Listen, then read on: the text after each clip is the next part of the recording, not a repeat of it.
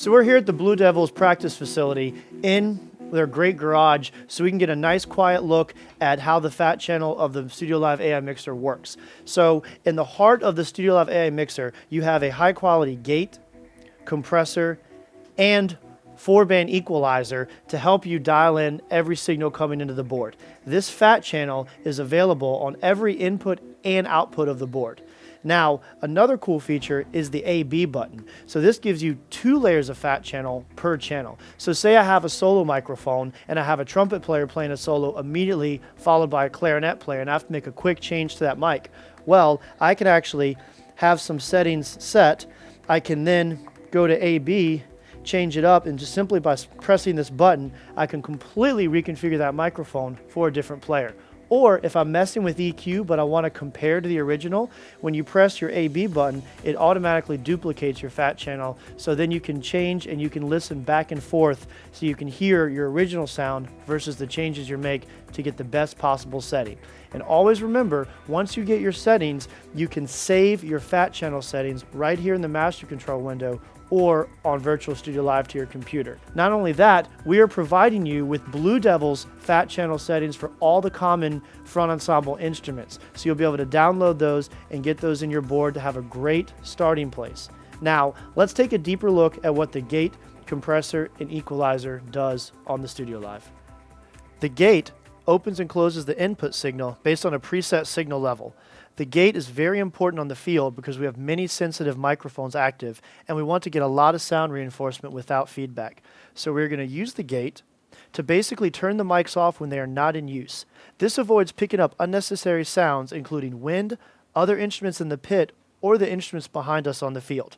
Additionally, the Studio Live provides an expander function, which we recommend for field use. The expander is a gate that opens and closes gradually, which is preferred for our mallets and solo instruments.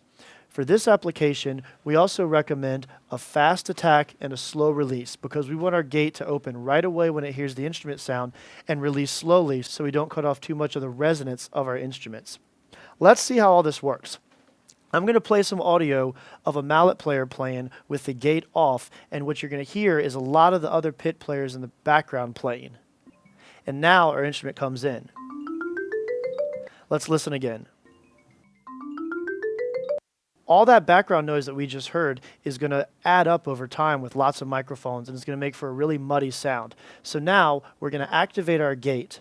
We're going to set our threshold so we cut off all the sounds in the background, but we hear the instrument that we're miking come in right when it plays. Let's hear the difference now. Notice how everything's nice and quiet and it comes right in. So this is exactly why we want to use properly set gates on every mic, on our mallets and drums in our front ensemble. The compressor is used to tame loud volumes and can help even out the sound of an instrument that has a very wide dynamic range. This may or may not be used on the marching field as you want a lot of dynamic contrast, but we do want you to know that it's available in case you have loud sounds jumping out that you want to bring down. The way this works is we activate our compressor on the fat channel, and then again we have this great auto feature that makes life easy on everyone. 2 things you should know about threshold and ratio.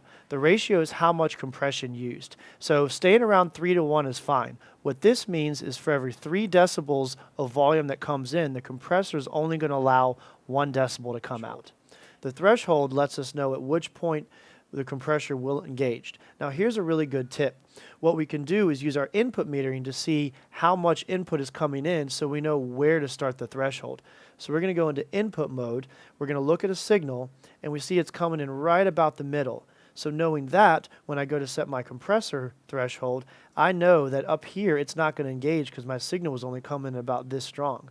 So I'm going to start my compressor right about here, so then that ratio will take effect. The equalizer is very important and it can drive you crazy if you let it. Since we're all detail-oriented marching band directors, we can let the fine details of EQ really get to us. But really, a good quality instrument with a quality audio-technica microphone positioned correctly will go a long way at getting a great sound.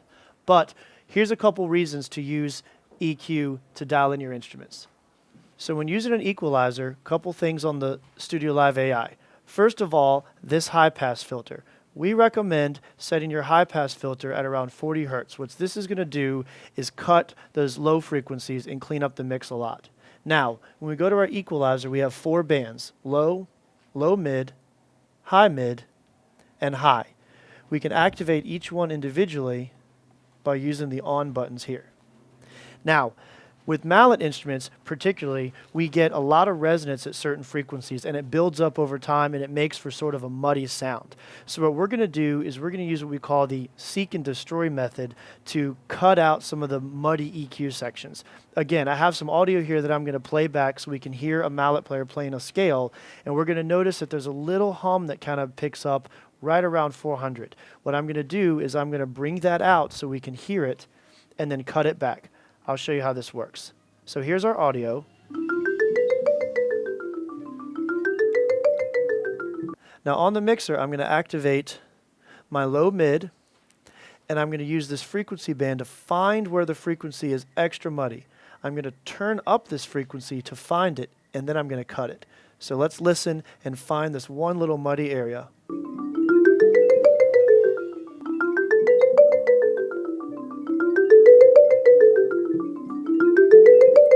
You hear right there, we get a lot of that frequency comes out. So now I'm going to just cut that now that I found it. That's without. And it cleans it up right away. So that's the best way to use EQ to clean up your mix when using your front ensemble instruments. With EQ, you can also use the smart integration in your virtual Studio Live software. So here in this window, you'll see I've turned my smart spectrograph on. So when I play my audio back from Studio One, I can see the frequencies coming in. You'll notice that when we're in this window, you see the frequencies right around 400 hertz get a brighter color.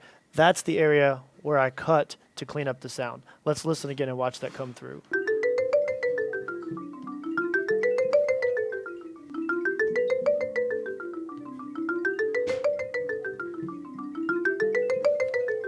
Now, once you get everything dialed in, remember, you can save your presets for each instrument simply by pressing save and then naming your fat channel preset in the master control window. So now that we have the fat channel down and we understand that we can save these presets or download the Blue Devils presets from the PreSonus website, let's go back outside and take a look at those Studio Live AI speakers.